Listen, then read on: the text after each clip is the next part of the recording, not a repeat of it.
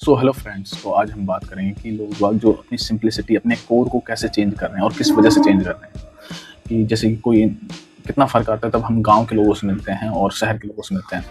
शहर के लोग वैसे तो बहुत स्मार्ट बनते हैं, लेकिन उनके अंदर वो सिंप्लिसिटी कहीं न कहीं गायब हो जाती है। जो सिंप्लिसिटी एक गाँव देहात के इंसान में होती है। तो किस लिए होती है?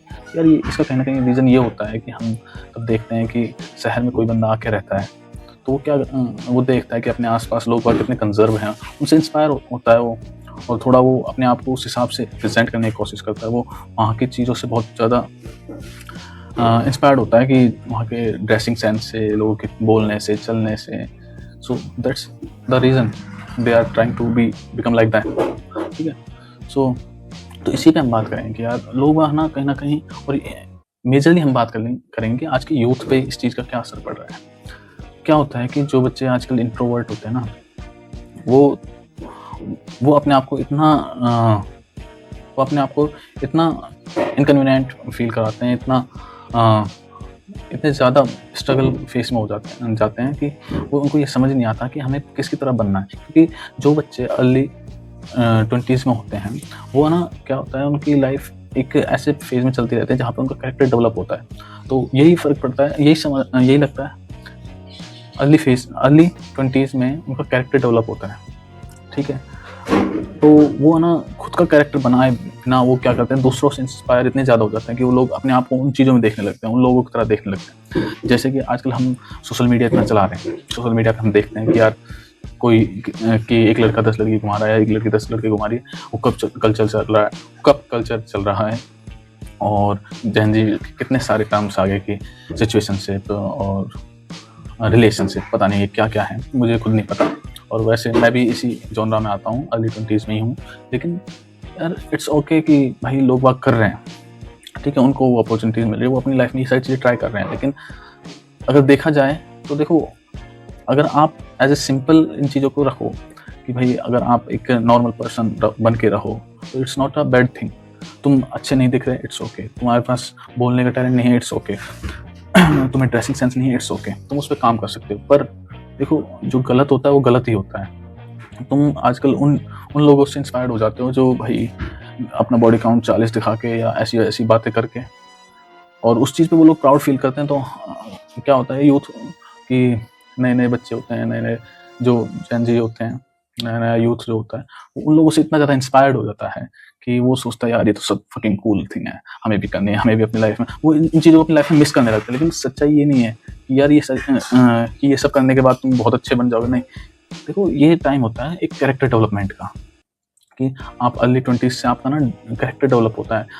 आपको वो सारी चीज़ें जो आप जितनी भी किताबें आपने 11वीं-12वीं तक पढ़ी होती हैं या कॉलेज में जो पढ़ते हैं, उन सारी चीज़ों का रिज़ल्ट अब दिखना चाहिए। मतलब आपको वो सारी जो भी नॉलेज दी है, कम ज़्यादा, जैसे हमारे इंडियन एजुकेशन सिस्टम ऐसा कुछ है नहीं कि बहुत अलग ही नॉलेज दे दे। लेकिन जो भी आपने पढ़ा होता है, उससे आपको जो समझ आता है कि हमें क्या चीज़ें सही है, क्या गलत, उसका फैसला यहाँ पे होता है। तब आप अपने अर्ली 20s में आते हो, मिड 20s में होते हो, तब आपको ये चीज़ें समझ आती हैं कि यार हमें कैसे फैसले लेने हैं, क्या करना है लाइफ में, समझ रहे हो? क्या सही फैसला है, क्या गलत फैसला है। तो यही होता है। तो अब बात पे आते हैं कि जो यूथ है वो इस तरफ ज़्यादा मुड़ रहा है, हुक-अप कल्चर और भाई पार्टीज़ और क्लबिंग, ये सब। देखो, मानता हूँ कि ये सब चीज़ ट्राई करनी चाहिए, लेकिन इतनी ज़्यादा नहीं कि यार कल की तुम खुद को, कि मैं मानता हूँ कि ये सब चीज़ें अगर बनाई हैं तो ज़रूर करनी चाहिए, लेकिन ठीक है। लेकिन इस बात का ये मतलब कतई नहीं है कि यार तुम सब चीज़ें अपने रिश्तेदारों को गलत बोल के, या अपने रिश्तेदारों को गाली देके, घर वालों को बिल्कुल स्टूपिड समझ के, अपने आप को ओवर स्मार्ट समझ के ये समझो कि यार नहीं, हम तो हमारी मर्ज़ी, या हम पैसे कमा रहे हैं तो हमारी मर्ज़ी चलेगी आज से हम। यार ये चीज़ें कहीं न कहीं देखो, गलत हमेशा गलत होता है, चाहे उसे कैसे जस्टिफ़ाई कर लो। चाहे उसे तुम 100 पन्नों में उतार दोगे ना, झूठ रहेगा और सच रहेगा। तो यार कुछ चीज़ें गलत होती हैं तो होती हैं, ठीक है? पार्टी क्लबिंग करना, देखो मैं ये नहीं कह रहा, बिल्कुल नहीं। देखो, अगर आज का ये ट्रेंड है तो सब करते हैं, ठीक। लेकिन एक लिमिटेशंस होनी चाहिए, एक इंसान को पता होना चाहिए कि हमारी लाइफ़ किस ओर जा रही है, हम कहाँ से निकल के आए हैं, हमें किस ओर जाना है, ठीक है? दूसरी बात ये कि जो ये सब करते हैं, ठीक है, आपको क्या सोशल मीडिया पे ये देख के फ़ील होता है कि यार वो कितनी अच्छी लाइफ़ जी रहा है, वो कितनी अच्छी लाइफ़ जी रहा है, ठीक है? लेकिन तब आप प्रैक्टिकल में उनकी लाइफ़ देखोगे ना, उनकी लाइफ़ बिल्कुल मैच रहती है। इंटरनेट पे जो भी चीज़ें हम देखते हैं उसमें बस 5% या 10% उसका उस इन्फ्लुएंसर की लाइफ का हिस्सा होता है। 95% लाइफ उसकी अलग होती है, ठीक है? और वो 5% वो अपनी लाइफ का द बेस्ट पार्ट दिखाता है। उसमें से कुछ भी वो ऐसे पार्ट नहीं दिखाता जिससे कि ऑडियंस उसकी ये सोचे कि अरे कैसा सा बंदा है, या फिर ठीक है कि यार इसकी लाइफ अच्छी नहीं है, या इसकी लाइफ में बहुत ज़्यादा प्रॉब्लम, क्योंकि ऑडियंस वो देखना ही नहीं चाहती। ऑडियंस देखना चाहती है हँसी खुशी मौज मस्ती मजाक, ठीक है? तो वही वाली बात है, आप उस चीज़ से इंस्पायर ना होकर आप खुद ये समझो कि भाई सबकी लाइफ में कुछ ना कुछ प्रॉब्लम्स होती हैं, ठीक है? तो उस प्रॉब्लम से लड़ना सॉल्यूशन होता है, ना कि उस प्रॉब्लम के साथ तो लेके उस प्रॉब्लम को लेके तुम बैठे रहो, ठीक है? तो यही बातें होती हैं कि यार हमें उन लोगों से इतना ज़्यादा इंस्पायर्ड नहीं होना है जो यार अपना मस्त दिखा रहे हैं, क्योंकि अगर उन इन्फ्लुएंसर की आप प्रैक्टिकल लाइफ देखोगे ना तो आपको ये पता चलेगा कि वो जितना पैसा, जितना मौज मस्ती में उड़ा रहे हैं, जितना कि हाँ भाई अभी ले लेते हैं हम इसी का एग्जांपल कि हुकअप कल्चर या रिलेशनशिप 10-10 बॉडी काउंट, ठीक है? एक बंदा अगर 10 लड़कियों के साथ रिलेशन में है या हुकअप में है, हुकअप कर रहा है हर दूसरे दिन नई बंदी के साथ हुकअप, ठीक है? तो ये समझ के देखो कि उसकी मेंटल इमोशन कहाँ है, मतलब इमोशनल अटैचमेंट किससे रहेगा? किसी से नहीं।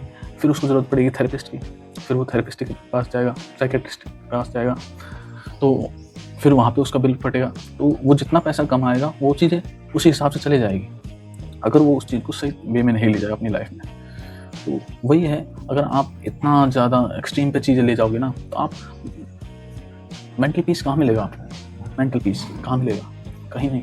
आप चाहे दुनिया में कहीं भी घूम लो, कितना ही इधर-उधर भाग लो, मेंटल पीस आपको कहीं नहीं मिलेगा, क्योंकि वो आपको तब आता है तब आप किसी एक पर्सन के साथ लॉन्ग टर्म में अटैच रहते हो, या आप एक पर्सन के साथ लॉन्ग टर्म में अपनी लाइफ जीते हो, उसके साथ सुख-दुख में रहते हो।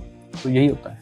अगर आप हर दूसरे दिन एक नई लाइफ जी रहे हो, एक नए बंदे के साथ रह रहे हो, तो फिर आपको इमोशनल अटैचमेंट फील ही नहीं होगा। फिर आप कहाँ भागते हो? ये कुछ ऐसे समझ के देखो इसको, या तुम दुनिया में कहीं भी चले जाओ, ठीक है? कहीं भी अच्छी से अच्छी जगह, लेकिन eight the end of the day तुम्हें अपने घर आके जो सुकून मिलेगा ना, वो सुकून कहीं भी नहीं मिलेगा, क्योंकि तुमने वहाँ पे वक़्त बिताया होता है।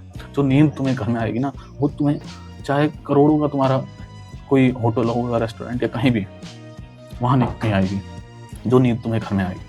तो ऐसे ही ये लाइफ होती है, ये ऐसे हमारा माइंड काम करता है। अगर हम 10 लोगों के साथ उठ बैठ रहे हैं तो सारा दिन हम 10 लोगों के साथ, जैसे कोई इंसान काम पे जाता है वो सोचता है कि यार घर जाते मैं आराम से रिलैक्स रहूँगा, घर जाके मुझे कोई स्ट्रेस नहीं रहेगा, सारी टेंशन खत्म। तो ऐसे ही फिर ऐसे बंदे कहाँ अपना घर ढूंढेंगे, कहाँ अपना इमोशनल अटैचमेंट ढूंढेंगे? हम मानते हैं कि माँ बाप रहेंगे, लेकिन एज ए पार्टनर वो कहाँ ढूंढेंगे? तो यही होता है भाई, अगर तुम अभी नहीं समझोगे ना इस बात को, यार ये बस बोलने में अच्छा लगता है, इन रियलिटी में ये चीज़ अगर आप प्रैक्टिकल, यार जो बंदा 10 रखा है वो 10 पे मूव हो रहा है, सोच के देखो ना, वो 10 पे नहीं टिका, तुम्हें क्या लगता है वो तुम्हारे ऊपर टिकेगा या अगली बंदी पे टिकेगा? नहीं। फिर उसकी लाइफ कैसे होगी आगे, तुम खुद समझ सकते हो। तो यही मैं समझाने की कोशिश कर रहा हूँ, यार इन चीज़ों से इतना इंस्पायर मत हो कि हाँ भाई तुम्हें लगे यार नहीं ये तो अलग ही लाइफ जी रहे हैं, हमें भी ऐसी जीनी। नहीं भाई, तुम्हारी लाइफ सबसे बेस्ट है, तुम अपनी लाइफ के बेस्ट फेज में हो और उसको और बेस्ट बना सकते हो। तुम अपना जितना हार्ड वर्क करो या स्मार्ट वर्क करो, जो भी करो, तुम अपने बोलने, खाने, पीने, रहने पे काम करो, पैसे कमाओ, और देखो सब चीज़ at the end of the day मिल जाती है। लेकिन कुछ चीज़ें ना, अपने माइंड को ये सिखाना पड़ता है, हमें ट्रेन करना पड़ता है कि happiness is not the thing that you can get the success and get the whole happiness of the world, ठीक है? ऐसा नहीं होता। ये क्या होती है, हैप्पीनेस आपको विद टाइम प्रैक्टिस करनी पड़ती है। ये भी हमारे खाने की तरह है, आप जितना ज़्यादा खुश रहने की कोशिश करोगे ना, उतनी आपकी लाइफ में खुशियाँ आएंगी, ठीक है? चाहे आपकी लाइफ में चाहे कुछ भी चल रहा हो, आपको स्माइल करना सीखना पड़ता है। वो अपने आप वो नहीं आती कि हाँ भाई अपने आप आ जाएगी, या जिस दिन पैसा होगा यार लाइफ अच्छी हो जाएगी, खुशियाँ आ जाएंगी ज़िंदगी में। नहीं, ऐसा नहीं होता। हाँ, मानते पैसा एक बहुत बड़ा रोल प्ले करता है, लेकिन आपको इस चीज़ की प्रैक्टिस करनी पड़ती है विद टाइम, खुश रहने की, ठीक है? तो आप जितना हो सके हार्ड वर्क करो, अपने गोल्स बनाओ, उस पर काम करो, पढ़ो, लिखो, लेकिन हाँ किसी इंसान से भी इतना वो मत होना, इंस्पायर्ड मत होना कि अपनी लाइफ तुम उस हिसाब से डिज़ाइन कर लो कि हाँ भाई उस बंदे जैसे। नहीं, तो सबकी लाइफ अलग अलग होती है, आप अपनी लाइफ खुद बनाओ। सबके अलग अलग सर्कमस्टांसेस होते हैं, तो इसलिए आप अपनी लाइफ खुद बनाओ और सोशल मीडिया से अपने आप को रिलेट करना बंद कर दो, कंपैरिजन बिल्कुल मत करो, ठीक है?